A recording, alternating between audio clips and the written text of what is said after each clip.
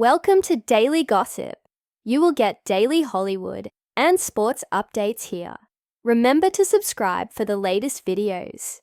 The Indiana Fever, once the shining beacon of WNBA potential and promise, have found themselves grappling with an all-too-familiar narrative, one of high expectations crumbling under the pressure of chemistry issues, execution flaws, and critical lapses in crucial moments. The Fever's 91-90 loss to the Atlanta Dream was more than just a narrow defeat. It was an emotional unraveling, a painful realization that raw talent alone isn't enough in the face of poor cohesion and disjointed integration of key players. What was supposed to be a strong coming-out performance, a redemption game that set the tone for a breakout season, instead became a heartbreaking reminder of how far they still have to go. Despite electrifying individual performances from their core stars, Caitlin Clark, the rookie sensation with a lightning-quick release and deep range, Aliyah Boston, the reigning Rookie of the Year with unmatched poise in the paint, and Kelsey Mitchell, the veteran guard who knows how to step up in big moments, the Fever struggled to find any meaningful synergy beyond their trio. These three players accounted for an overwhelming 75 of the team's total 90 points, exposing a glaring lack of support from the rest of the roster.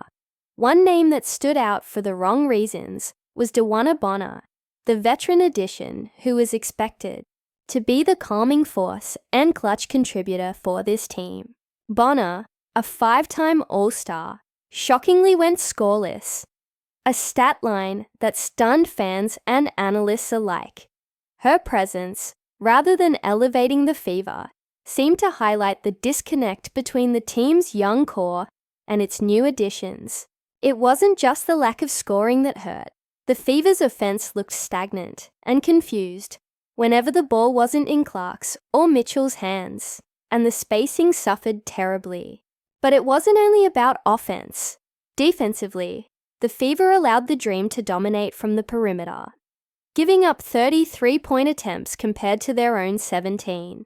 Head coach Stephanie White's post-game remarks pointed to the elephant in the room, a team that doesn't yet know how to function as a unit.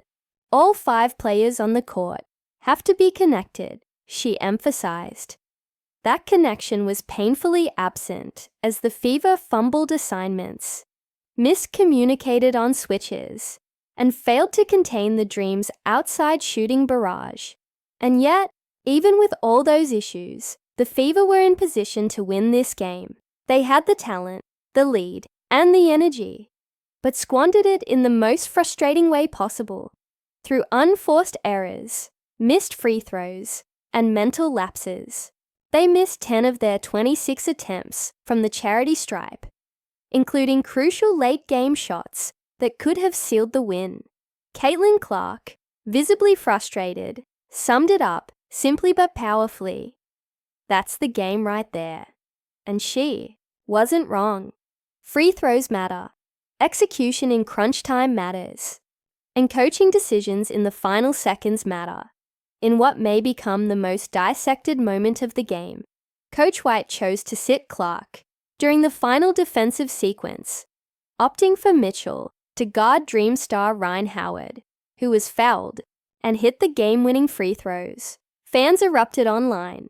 Why was your best player, your floor general, your most clutch scorer, sitting on the bench when it mattered most? Was it a calculated strategic move, a disciplinary decision, or a moment of doubt in Clark's defense? Whatever the reason, it will haunt the team until they answer with wins. Beyond the tactical missteps, there's an emotional weight to this loss. The Fever are not just any team. They are the face of a rising WNBA era.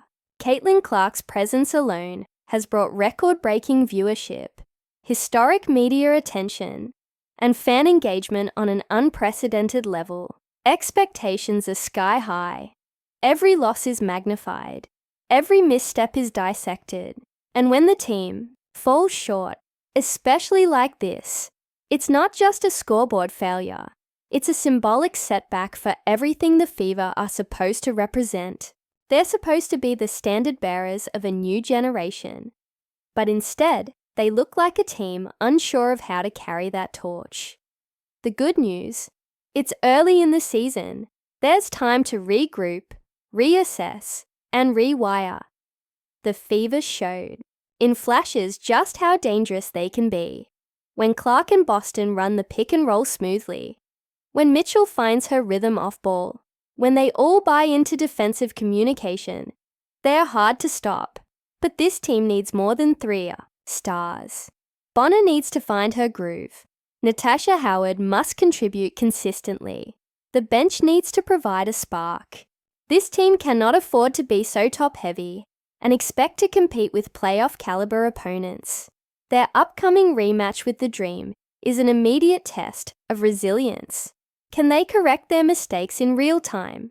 Can they show growth within days?